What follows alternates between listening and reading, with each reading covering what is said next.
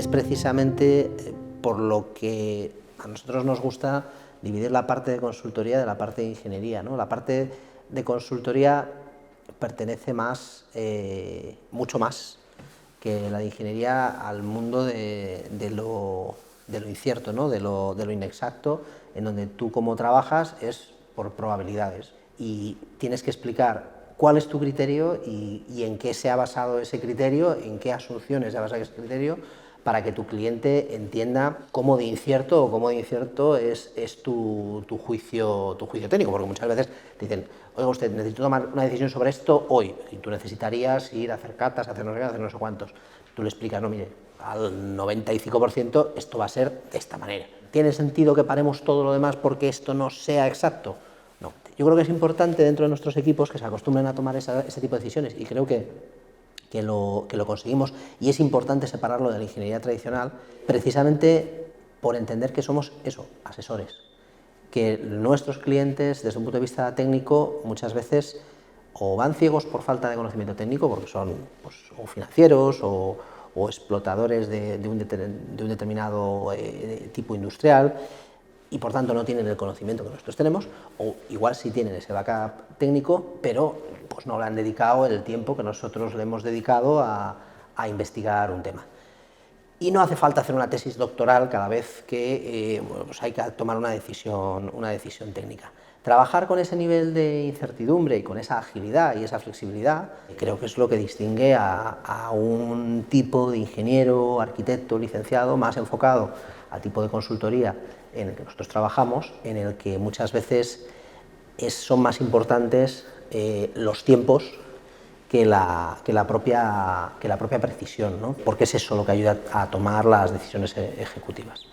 Ahora es que estaba pensando, tú y yo venimos de la planificación, los dos, y no sé si ese salto que hemos dado a este tipo de negocio también viene un poco orientado por ello. Nosotros desde la planificación hemos estado siempre tomando decisiones muy a futuro y con muchas incertidumbres de lo que puede pasar en un plazo de tiempo. Hemos trabajado en planes generales, en planes de desarrollo de ciudades, y cuando haces ese tipo de proyectos, las expectativas de que tú veas tu trabajo es a 5 o 10 años y estás tomando decisiones desde el minuto cero sobre cómo tienes que evolucionar, ¿no? Y puede que eso sea un poco lo que estamos haciendo también ahora con este tipo de trabajo. Es interesante lo que dices del planeamiento, porque también funciona un poco en el sentido de entender la disciplina técnica en este caso con muchos grados de libertad. Nuestros clientes no necesitan muchas veces conocer todos los detalles y todas las justificaciones, sino muchas veces saber esto está dentro de los parámetros normales de esto, de aquello, hay algo extraño, vete a lo importante, vete a aquello que es lo que me va a penalizar o lo que va a ser una oportunidad diferencial para mí. El resto es grano que tiene muchísimo interés desde un punto de vista técnico, pero que no tiene un interés para tu cliente, ¿no? Entonces, saber diferenciar en este tipo en plazos de trabajo, plazos de servicio muy intensos, muy cortos, el grano de la paja a criterio de tu cliente, no a criterio técnico, ¿no? Creo que es una de las características que tienen nuestros equipos, y que el poder tenerles dedicados completamente a este tipo de trabajos y de manera constante hace que sean capaces de hacerlo cada vez de manera más eficaz.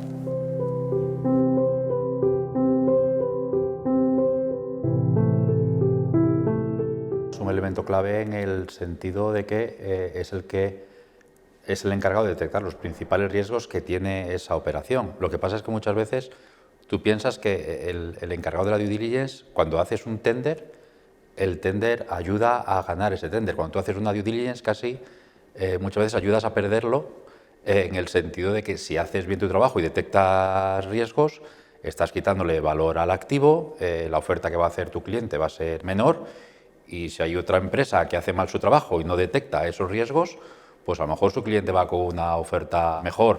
Claro, a lo mejor dentro de 5 años, cuando se encuentre ya con el activo en operación, se da cuenta que el que hizo la due diligence no la hizo en condiciones y está perdiendo dinero. Muchas veces casi es una pregunta que me hago yo a mí mismo, ¿no? Tú quieres que tu cliente gane, pero al final lo que quieres es que cuando gane y cuando el activo sea suyo y esté en operación, se dé cuenta de que has detectado todos los riesgos que había y que todas las previsiones que has hecho de COPEX, de CAPEX, de tráfico, hayan sido acertadas. En muchos casos es una cuestión simplemente to allocate the risk, o sea, de saber dónde colocar los riesgos. No se trata tanto de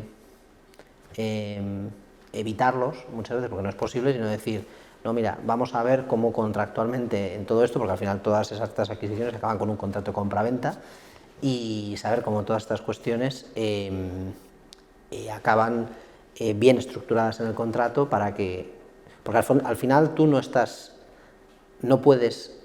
tienes una bola de cristal, somos ingenieros, somos arquitectos, pero no tenemos una bola de cristal, y entonces tienes que manejar la incertidumbre, y cuando manejas la incertidumbre lo que tienes que hacer es estructurarla adecuadamente, poniéndole los riesgos y las incertidumbres asociadas a esos riesgos en el lado correcto, intentando mitigarlo, con lo cual en el fondo, digamos, en el momento del contrato de compraventa tienes un cierto punto de corte.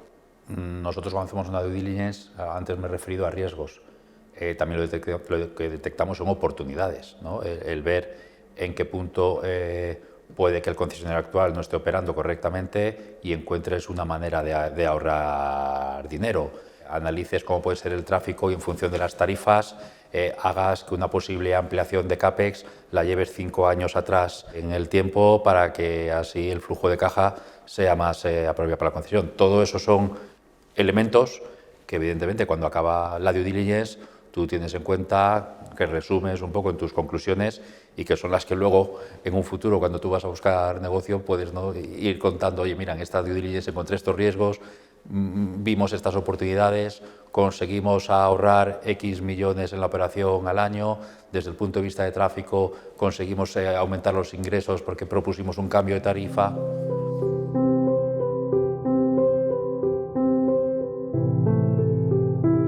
Explicar a los clientes dónde aportamos valor, hay que ir donde está la inversión, hay que explicarle exactamente, intentar ir tirando del hilo para entender exactamente cuál es su idea de negocio, cuál es su idea de inversión.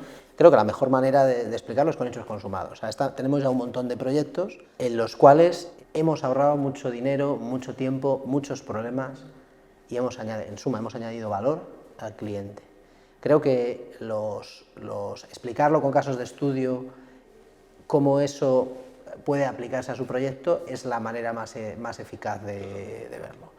Explicarle a alguien que, ¿y por qué necesito yo un project manager? Si yo tengo mi proyecto claro, ¿qué vas a gestionar tú que no dirija yo? Bueno, pues mire, es que yo vengo de un proyecto en el que el proyecto en sí estaba muy bien, porque el proyectista hizo muy bien su trabajo, porque el contratista tenía muy clara su oferta, porque todo estaba estupendamente y resulta que todo estaba bien dentro del contorno, pero el contorno no estaba bien definido, porque resulta que para que todo ese proyecto funcionara la red de saneamiento era insuficiente y había que ampliarla, pero claro, eso no es cosa ni del diseñador, ni del contratista, ni del director de obra.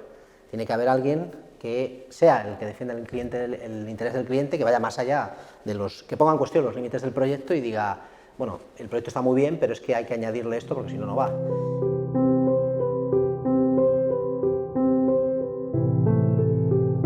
Nosotros hemos construido en los últimos años un portfolio de due diligence, de project management, de project mentoring, que ahora mismo estamos en condiciones de disputar un contrato con cualquiera. Y eso es lo que al final las empresas están demandando. Creo que en este entorno, el tipo de proyectos en los que nosotros trabajamos, que son normalmente proyectos de un cierto tamaño, de una cierta complejidad, por objeto de proyecto, o condiciones de contorno del cliente o las características del proyecto, creo que se da una cantidad de incertidumbre en la que tener una firma que te garantiza la certidumbre de que eso mismo, una marca determinada que lo está haciendo en Reino Unido o en Estados Unidos o en Corea, te lo va a hacer de una manera análoga, homologable, más que ser una garantía, por lo menos creo que te da una cierta certidumbre a todas esas condiciones, a toda la incertidumbre que suele rodear a este tipo de proyectos, que da una primera estabilidad y un primer nivel de confort al cliente, que creo que es importante.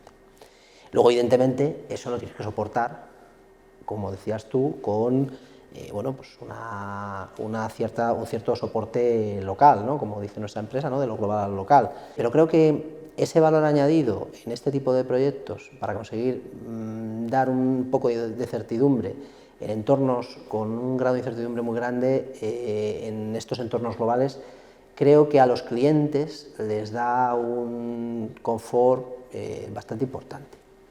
Y creo que es una cosa que sí que se valora, en primer término, mucho antes que la experiencia o las circunstancias que puedas tener en el lugar concreto, al menos en mi opinión. Ahí la clave es estando listo para el momento en el que ese cliente tenga un problema, atento a la oportunidad. Porque todos los clientes, por muy grandes que sean y por muy bien asesorados que estén y por muy bien apoyados que estén, en algún momento van a tener un problema. Y tú tienes que estar como empresa, uno, lista en tiempo para entrar rápido, porque eso nunca va a suceder, nunca te van a decir vas a tener una oportunidad dentro de entre 3 y 4 meses, te la van a decir, oye, tengo un problema desde ayer y necesito que me lo resuelvas mañana o hoy mejor. Y luego, segundo, teniendo esa capacidad de adaptarte al problema que tenga ese día el cliente, porque el problema que tenga ese día el cliente seguro que no es el que tú tenías en la cabeza ni el que estás resolviéndole a otro cliente, ¿no? Y tratándole de esa manera personalizada a sus circunstancias, a su situación. Creo que para mí que esas son las dos claves.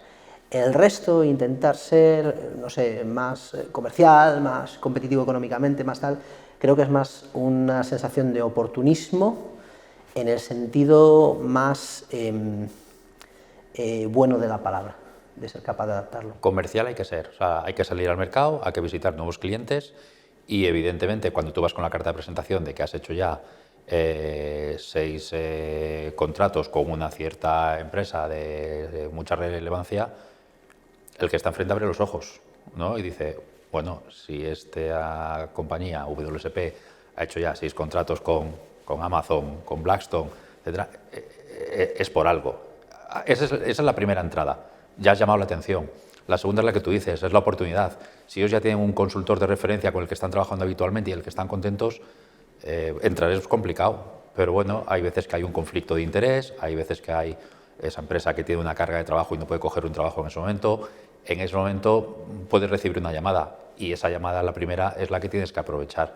Evidentemente tienes que estar disponible para afrontar ese reto que te puede venir en unas circunstancias que nunca van a ser las mejores.